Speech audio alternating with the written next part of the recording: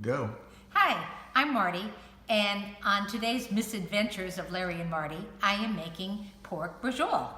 Now, this is something I've never made before, and I've looked through a couple of recipes and sort of came up with my own ideas. This is something I would have never ever done before I met Larry. I was a by-the-book recipe girl, but I'm sort of relaxing a little bit now due to his great influence.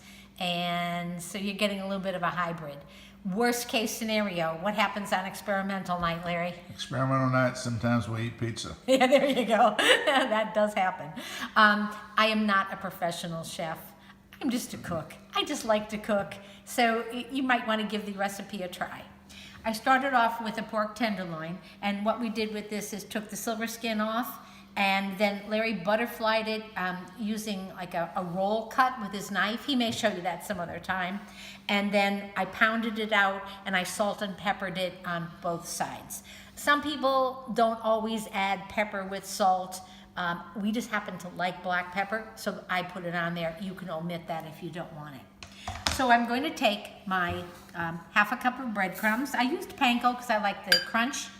And I freshly grated my Parmesan, and I'm going to add about 1/4 of a cup of freshly grated Parmesan to the mixture. We're making a stuffing for the braciole.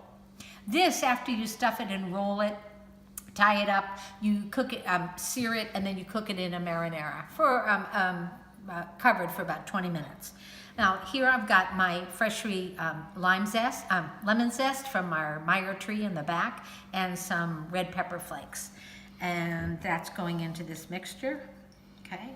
And then about 2 tablespoons of freshly grated parsley. There you go. All right, so now I've got that, in there. I think I would have chopped mine. I did, what did I say? Grated?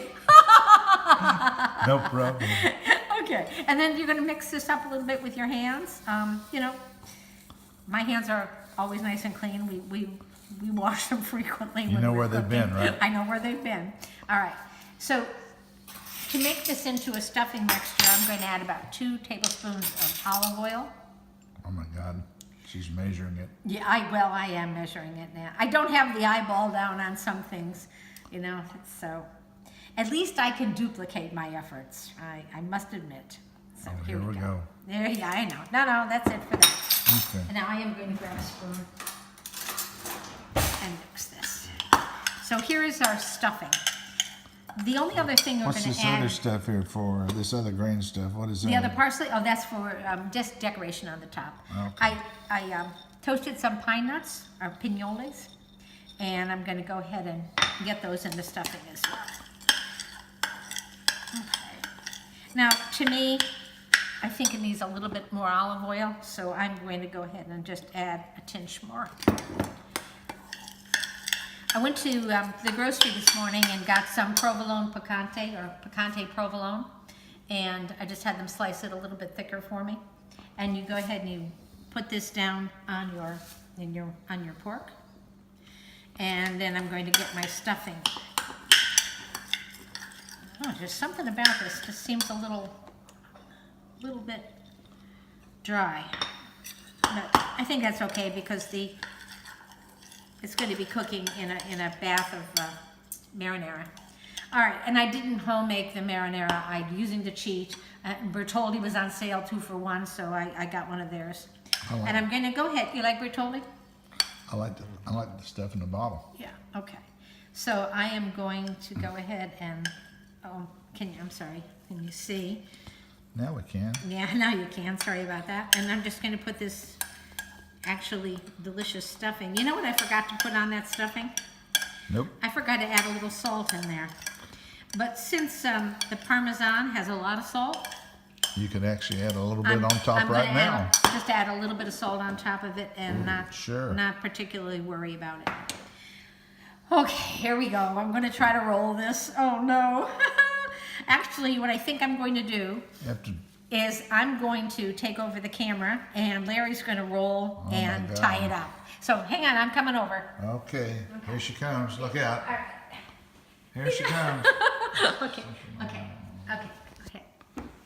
All right. All right, so Larry's headed over to do this. I panicked. I can't believe I panicked, but I did. I know where my hands have been also. Yes. Oh my gosh, what a mess. Okay, well, come on, let's go. Okay, All right. okay. All right. I don't know if I can do this either. So he's going to go ahead and try to give this a nice roll. Gotta get it down. Yep. Thought you were gonna flatten it out better. Well, you don't have to, no, because then it will be, no, I don't know why. I was going to make something up and I changed my mind. Well. Is it rolling?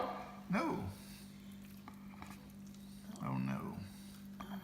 Too much stuffing. Too much stuffing? Yeah. Okay.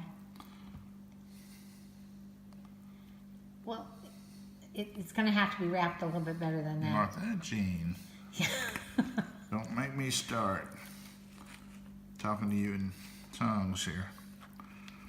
I have to try to... Okay, this is a disaster. I'm turning this off. Okay, we're back in the kitchen after our folding disaster. So we got it folded up and tied up. And then what we're doing is we're taking the braciole and we're searing it probably for about 1 to 2 minutes on each side until it's nice and golden brown. So that's the next step. All the sides. And I'm just going to take it out of the pan and let it rest for a moment.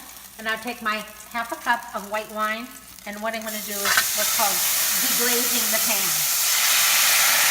And when you deglaze the pan, you just want to get all those good crunchy brown bits up, and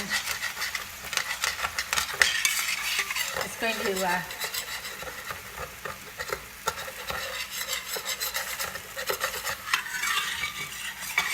add a lot of flavor. I'm sorry, but you need a spatula.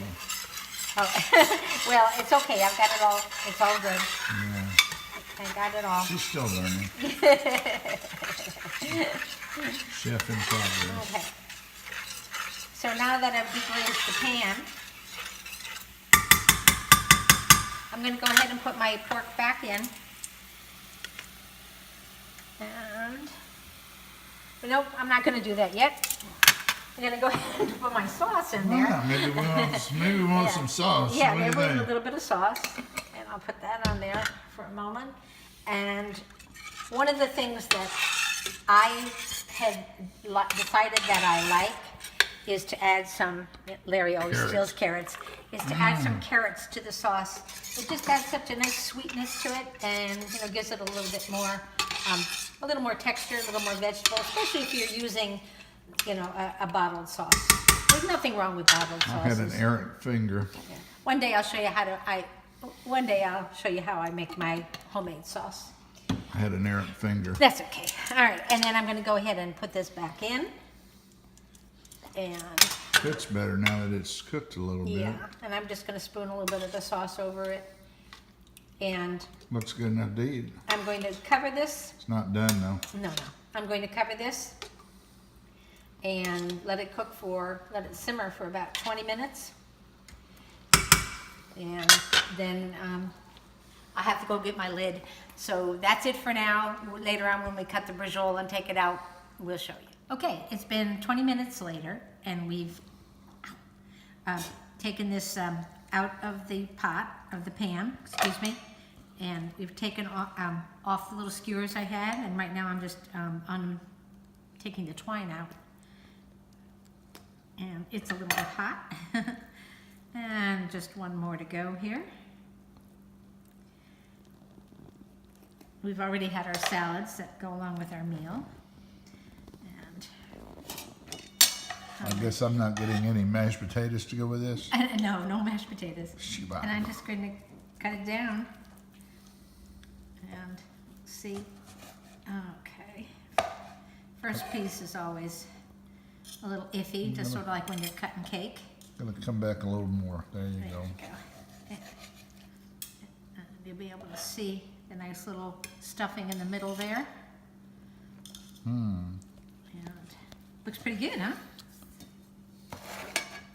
Oh, that one came out nicely. There you go. Looking better. Keep them a little wider because otherwise you're gonna be squishing it right out. Yeah, I agree. Whoops. And you gotta cut it all the way through. all the way through, please. Don't make me say it again. All right, a little wider this time and all the way through. There we go.